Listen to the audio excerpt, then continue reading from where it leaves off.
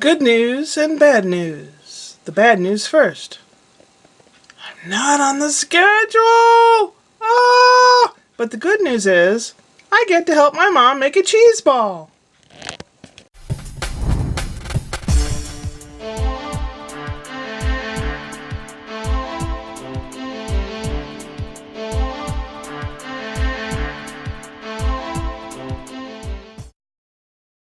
Hey guys! Yup. I worked all day today. The first part of the day was trying my patience, I tell you. The girl that was promoted and makes more than anyone else there had two of her kids there. 15-year-old and a 12-year-old. And they didn't know what to do with themselves, and they were all over the place. In the kitchen, out of the kitchen. In the kitchen, out of the kitchen. You really can't do that. They don't work there. They shouldn't be back there where the food is, period. Liability is really high. And it was just everything I could do to keep from blowing up. I just did my job. And then the 2 hours in between the two shifts, I went to a hardware store, got a couple things, and took a nap in the parking lot. Well, I don't know if you can call it a nap. I was like half awake, but I was sleeping, but I was awake enough to hear myself go, yeah. I was really exhausted emotionally and everything. So then I went back to work for the 5 to 9 shift. And let's see, there was Barb and Hunter and me. It's three of us. And the boss man, who's 24 years old. The boss man usually puts the schedule up on Saturdays, and it hadn't been put up yet. We worked really hard. We weren't that busy, but we were busy enough.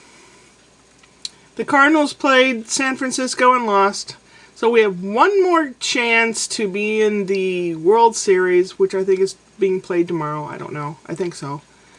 And that's it. If we win that, we'll be in the World Series. If we don't, we won't. So they have one more day of making revenue. Which comes to the other part of my good news, bad news. I'm not on the schedule till Thursday.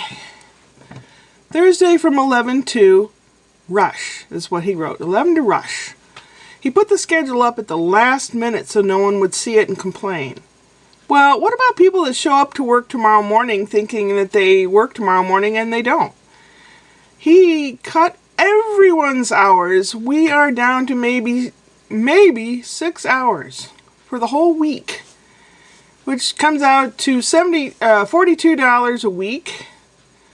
After taxes, it's more like $30 for the week for 6 hours of work. But he splits that up. 11 to rush. In other words, the lunch rush. So if in an hour and a half he figures that the rush is over, you go home. So I drive an hour to get there to work about an hour and a half. That's what's going to happen. So I confronted him. I said, Tim, are you trying to get rid of me? He goes, did you clock out? You can go. You can go. I said, no, that's not what I asked. So you're trying to get rid of me? Are you trying to get me to quit? Because I can't. Oh no, everyone's hours are cut. And he starts to tell me, we need to pay off this and we need to pay off that and we're not making enough money. I'm thinking, what do you have to worry about? Your mom and dad bought you the business. You still live at home, is what I'm thinking. I sat down and tried to have a grown-up talk with him. And he starts telling me all the things he has to pay. And I said, I know, that's called overhead. You've got food, you have your advertising, you have things that you've already purchased that you have to pay off. I know, it's always going to be that way. That's the way it is when you grow up, you know. I'm trying to explain to him as nicely as possible.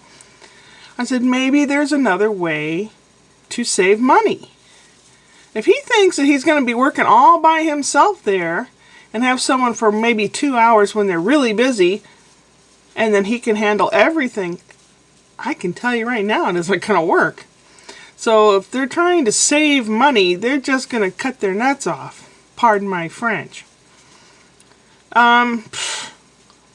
Really, there are certain things that they could stop doing that they do now.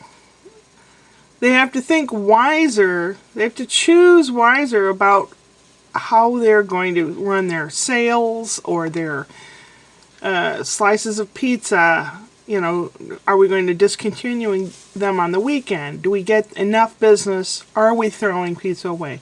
There's things like that that they have to think about, and I don't think anyone's really sat down and run the numbers. I really don't think so. So in the interim, everyone's suffering. Everyone. Except the owner, whose mom and dad bought the business for him. So the bad news is I may not be able to pay my bills. But the good news is I get to help my mom tomorrow. She has this lady club she's going to Tuesday, and she's in charge of getting the treat snacks together. She wants to make some kind of cheese ball, so we're going to go to the store tomorrow and buy cheese for a cheese ball. And then some other kind of snacks, like maybe pumpkin bars or something. So that'll be kind of fun. It'll be interesting. Get to spend time with my mom, and you know, she's 80, well, she'll be 86 next week. So, you know, how much time do you have left with your folks, you know? And just starting to look for more work. I should have not bought the toilet. I can return it. It's not out of the box yet. And try to concentrate on getting a better computer so that I can get back into commercial work. I touched base with a customer that has done the recording for commercials that I used to do 34 years ago. So maybe, I know things work in mysterious ways, and it takes a long, long time, and things come out of nowhere and will surprise you when you least expect it. And I'm hoping for some good surprises to come, that maybe some of these people in my past that I did commercial work with will come around again. That would be great. I'm very kind of upset, but then it's like a challenge. It's very frustrating when you live on the edge all the time. Here I thought, oh, good, I can pay my bills and maybe start saving up, and boom. You're going to work maybe 6 hours this week. Maybe on 3 different days. Ooh. Oh my goodness. I know of different types of management, and this one's called bad. Upward and onward.